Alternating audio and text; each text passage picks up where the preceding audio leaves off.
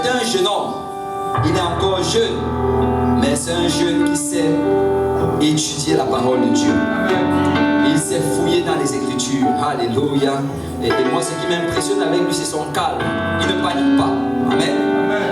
Et il a apporté la parole de Dieu lors de la conférence JPNienne récente et nous avons entendu de la part du Seigneur. Et je sais qu'aujourd'hui encore le Seigneur a un message, alléluia, pour nous de sa part. Amen. Nous allons accueillir, alléluia, le frère Ben. Alléluia.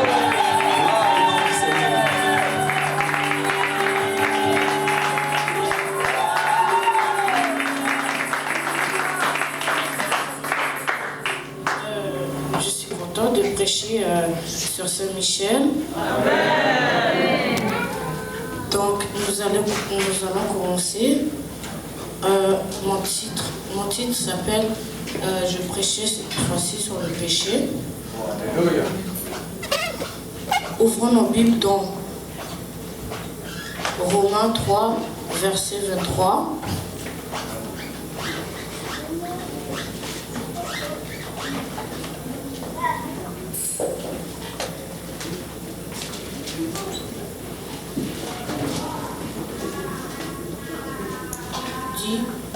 Il dit, il n'y a point de discrimination car tous ont péché et sont privés de la gloire de Dieu.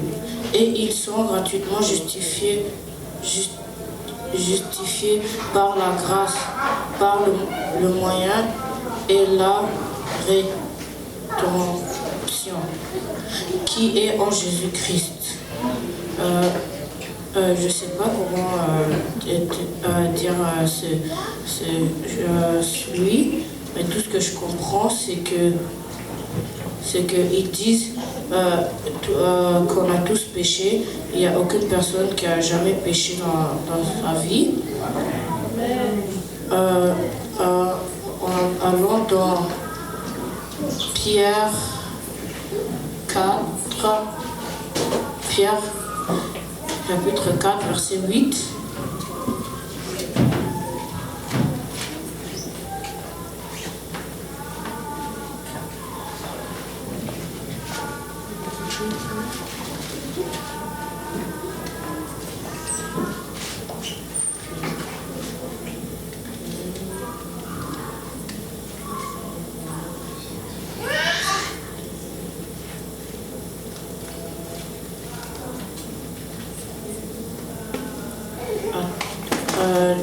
Désolé, une minute.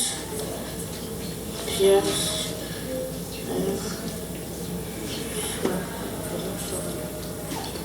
Désolé pour le retard.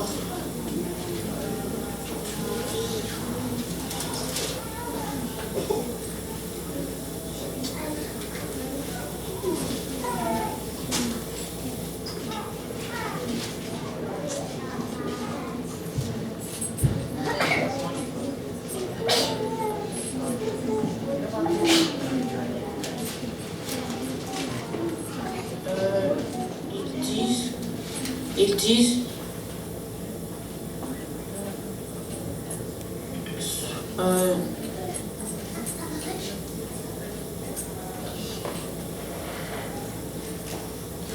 je veux dire, le Seigneur va bientôt accomplir sa promesse.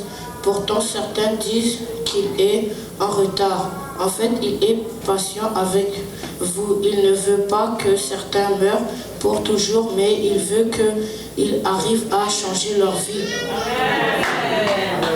Alors, ici, ils disent que Dieu ne veut pas que les gens meurent avant les fins des temps, pour qu'il y ait plus de gens au paradis et pour qu'il y ait plus de gens qui sont sauvés.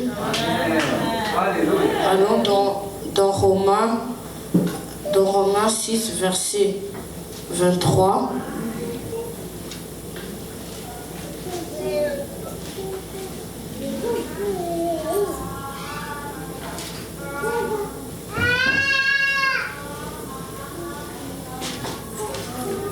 Ils disent,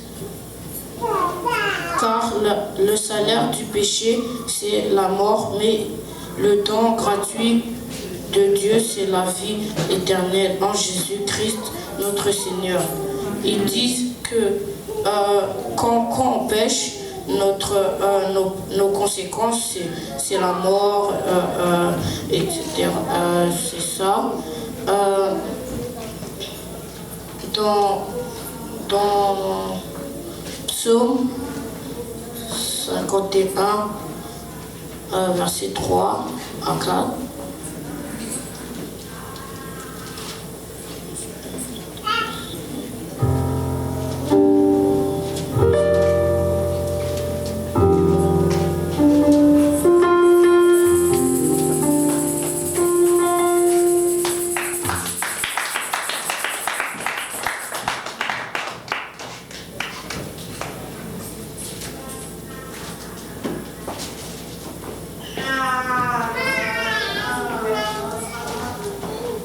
Ô Dieu, aie pitié de moi, dans la bonté, selon ta grande miséricorde, efface mes transitions, lave-moi complètement de mon iniquité et purifie-moi de mon péché, car je reconnais mes transitions et mon péché est constamment devant moi. Ici, ils disent ils parlent à Dieu que Dieu doit pitié que Dieu veut qu'il a pitié de vous.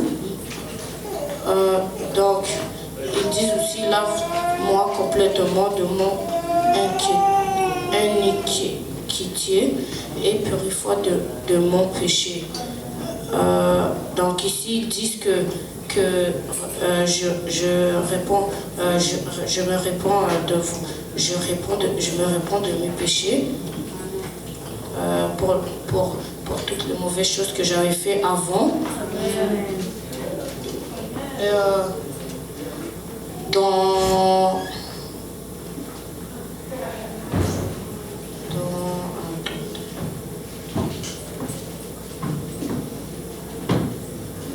Colossiens 3, Colossiens 3, 5.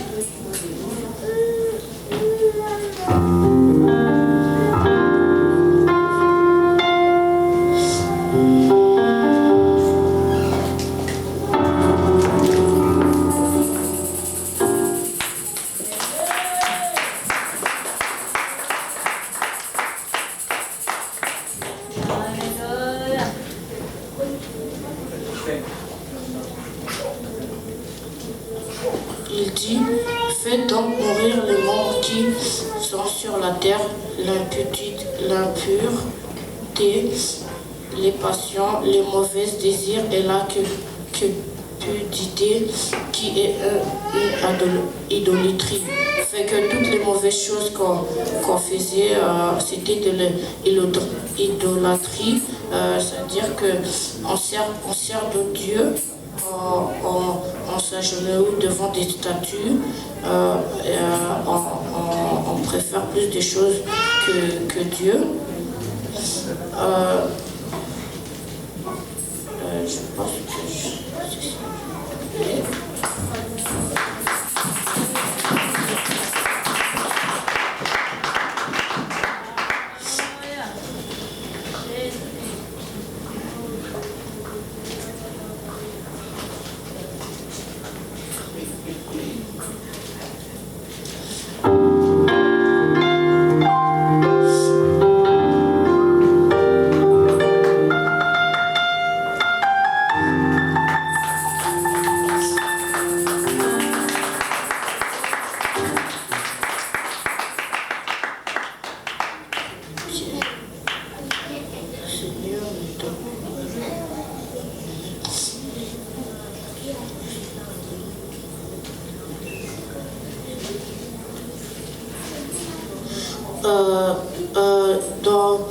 dans Pierre 3, verset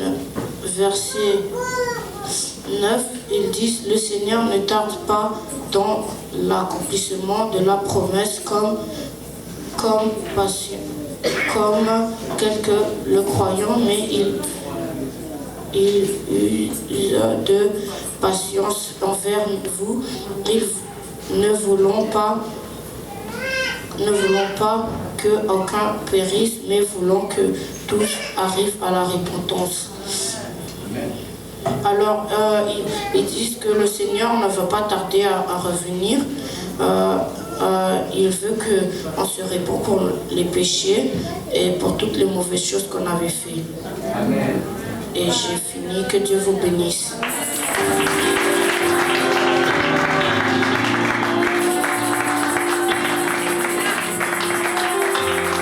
Alléluia, alléluia, son probablement pour le Seigneur, alléluia.